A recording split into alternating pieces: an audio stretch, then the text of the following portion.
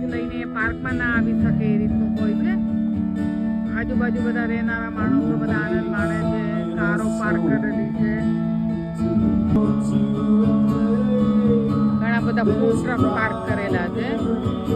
અને અમેરિકાના આઝાદીને 250 વર્ષ પૂરા થયા છે, એટલે જો આ લોકો ખૂબ મનાવે છે અહીંયા આગળ. આજે થોડું વેધર એટલું ખરાબ થઈ ગયું હતું કે જ્યાં મેમોરિયલ પાર્કમાં થવાનું હતું ત્યાં લાગતું નહોતું કે થશે. ખૂબ જ વરસાદ હતો અને સ્ટોમ એકદમ, એટલે ત્યાં તો ફટાકડા ફૂટવા પણ ના દે, કેમ કે આજુબાજુ ઘરોમાં આગ લાગી છે પવનને કારણે. જો કેવા માણે છે.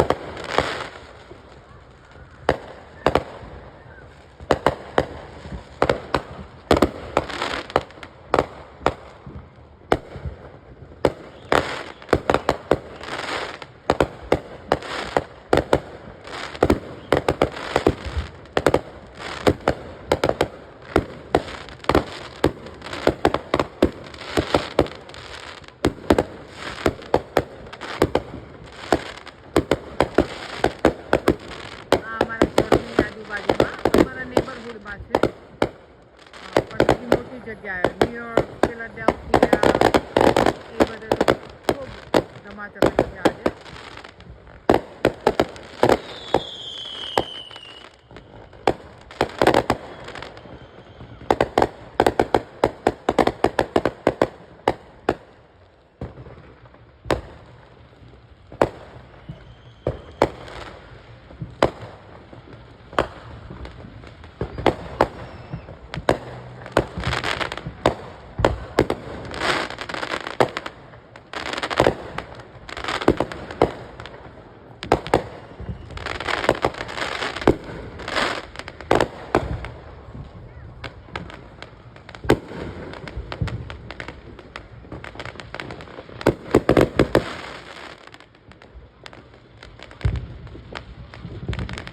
સ્ટોર્મી વેધર ના હોત તો બધા ત્યાં આગળ મેમોરિયલ પાર્કમાં બધા પોતાના પથારા પાથરીને બેઠા હોય, ત્યાં ખાતા હોય, એન્જોય કરતા હોય.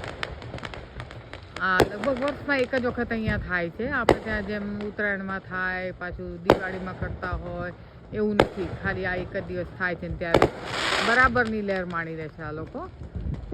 અને ખરેખર ઘણા બધા ખૂબ દેશભક્તો છે અહીંયા. મિલિટરીમાં કામ કરતા માણસો બધા હોય, એ લોકો માટે તો આ બહુ મોટી બધી વસ્તુ થઈ જાય, માણે છે.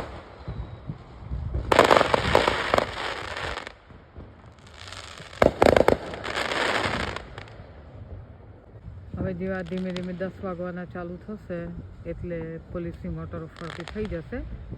રાત્રે 11 વાગ્યા પછી તો બિલકુલ બંધ હોવું જોઈએ.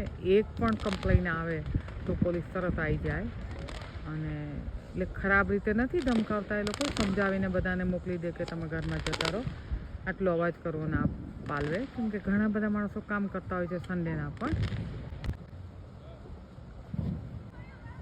તો મિત્રો, તમે 4th of Julyનું ગાન પણ અહીંનું માણ્યું. હવે તમારે બીજી કોઈ ડિમાન્ડ હોય તો, રિક્વેસ્ટ હોય તો પ્લીઝ કોમેન્ટ કરજો, લાઇક અને સબસ્ક્રાઈબ કરજો તો મારી ચેનલ ગ્રો થઈ શકે. Thank you, by.